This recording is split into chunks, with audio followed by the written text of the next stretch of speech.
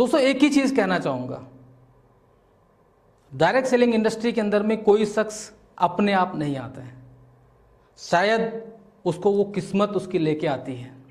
उसने अच्छे कर्म किए होंगे तो ये इंडस्ट्री के अंदर में उसको कोई लेकर आता है।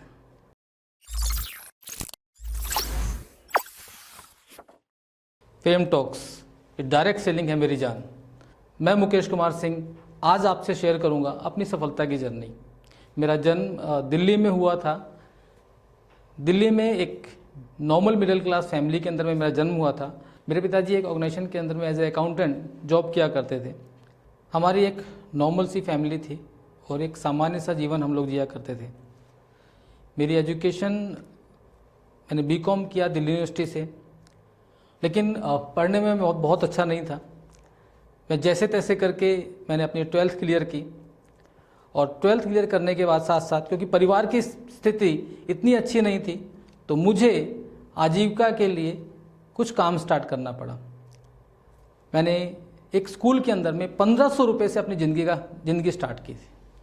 मॉर्निंग में स्कूल में जाता था और शाम को कुछ ट्यूशन्स वगैरह करता था। लेकिन ये करते करते मेरी ज़िंदगी के अंदर में एक मोड़ आया, जिस मोड़ के कारण मैं आज इस इंडस्ट्री के अंदर में हूँ। ये बहुत कम लोगों को मालूम है कि मैं इस इंडस्ट्री में क्यों आया। मैं आज आपके साथ में शेयर करना चाहता हूँ मेरी वो जर्नी। मैं 10th क्लास में था। मेरी छोटी सिस्टर, क्योंकि हम 3 भाई हैं और हम वो सब में सबसे छोटी सिस्टर थी और एक ही सिस्टर थी। और एक दिन ऐसा आया हमारी ज़िंदगी के अंदर में कि मेरी सिस्टर बीमार हुई और बीमार होने के साथ साथ उसको डॉक्टर ने ऑपरेशन लिखा, सिर का ऑपरेशन था। मेरे पिताजी भी उसी समय बीमार पड़ गए। एक नॉर्मल फैमिली के अंदर में जब 2 लोग बीमार पड़ जाएं तो मैंने वो दिन देखा है कि एक दिन डिसीजन लेना था कि पिताजी का इलाज होना है या सिस्टर का। पिताजी ने डिसीजन लिया कि सिस्टर का ट्रीटमेंट करते हैं और गवर्नमेंट हॉस्पिटल के अंदर में ट्रीटमेंट उसका हुआ। मैंने अपने पिताजी को कई लोगों के हाथ पैर जोड़ते हुए देखा, रिक्वेस्ट करते हुए देखा और उसके बाद में भी वो ट्रीटमेंट शायद कंप्लीट नहीं हो पाया। दोस्तों शायद उस दिन मुझे एक चीज़ एहसास हुआ कि आज अगर हमारे पास पैसा होता तो सिस्टर का ट्रीटमेंट हम लोग बढ़िया तरीके से करा पाते। एट लास्ट जैसा शायद होनी को यही लिखा था कि सिस्टर की डेथ हो गई। 13 साल की एज में जब सिस्टर की डेथ हुई, मैं उस समय छोटा ही था। मैंने एक डिसीजन लिया, इस ज़िंदगी के अंदर में चाहे जो करना पड़े पैसा कमाना है, और वो निर्णय मुझे इस इंडस्ट्री में लेकर आया। लेकिन उसके दौरान में मैंने कोचिंग की, लेकिन मेरा मन ना तो स्कूल में लगा पढ़ाने में और ना ही कोचिंग के अंदर में, क्योंकि वहाँ पर इतनी अर्निंग नहीं होती थी। मैंने इंश्योरेंस LIC एजेंट के तौर पर जीवन बीमा को ज्वाइन किया। 8 साल मैंने इंश्योरेंस किया। 8 साल इंश्योरेंस करने के बाद में मुझे एक चीज़ का एहसास हुआ कि शायद मैं इस इंडस्ट्री के लिए पैदा नहीं हुआ हूँ।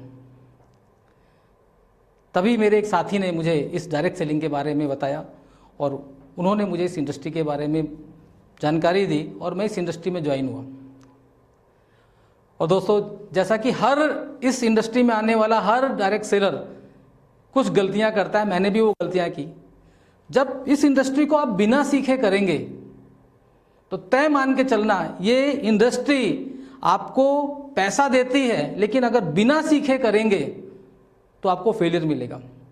मैंने भी वो गलतियां, छोटी छोटी गलतियां की बिना सीखे। वो जब इस इंडस्ट्री को किया तो वो फेलियर मुझे भी मिला। मुझे लगा कि ये इंडस्ट्री स्कीम है जहाँ पर कुछ महीनों के बाद में आप यहाँ से मालामाल हो जाएंगे, लेकिन ऐसा नहीं है। थैंक्स करूँगा मेरे एक अपलाइन का, जिन्होंने मेरा परिचय एक रियल डायरेक्ट सेलिंग कंपनी से कराया।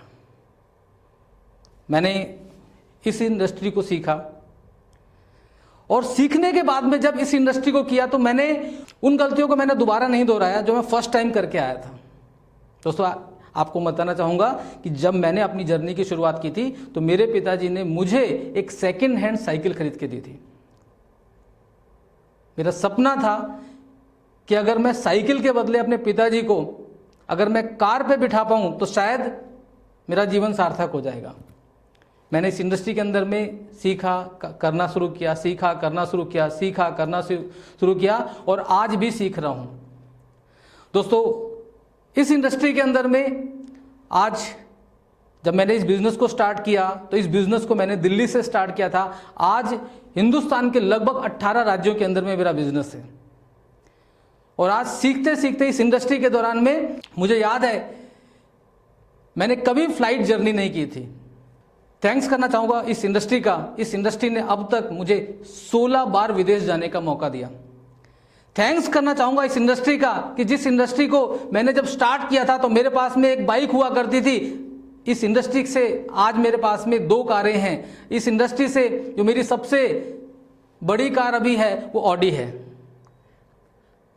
थैंक्स करना चाहूँगा कि मैं जब इस इंडस्ट्री में आया तो एक छोटे से घर में हम लोग रहा करते थे।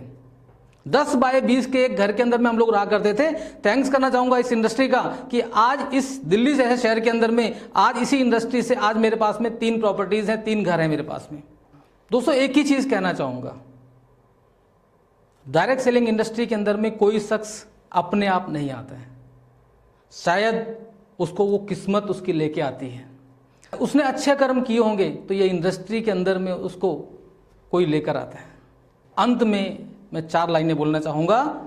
अभी तो इस बाज की असली उड़ान बाकी है, अभी तो इस बाज की असली उड़ान बाकी है, अभी तो इस बाज का इम्तिहान बाकी है, अभी तो नापा है मैंने समुद्र, अभी तो पूरा आसमान बाकी है। और दोस्तों, एक चीज़ मैं आपको बोलना चाहूँगा, जब इस इंडस्ट्री के बारे में आप आज मार्केट में सर्च करते हैं तो बहुत सारे लोग आपको नेगेटिव बातें करते मिल जाते हैं।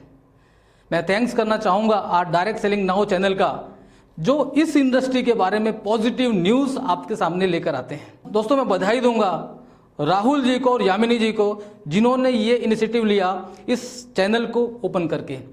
और मैं चाहूँगा अगर आप इस इंडस्ट्री में हैं, अगर इस इंडस्ट्री के अंदर में कुछ बड़ा करना चाहते हैं तो आपको पॉजिटिव माहौल के अंदर में रहना पड़ेगा और ये चैनल आपको पॉजिटिव माहौल दे रहा है। मैं चाहूँगा इस चैनल को सब्सक्राइब जरूर करें। थैंक्स।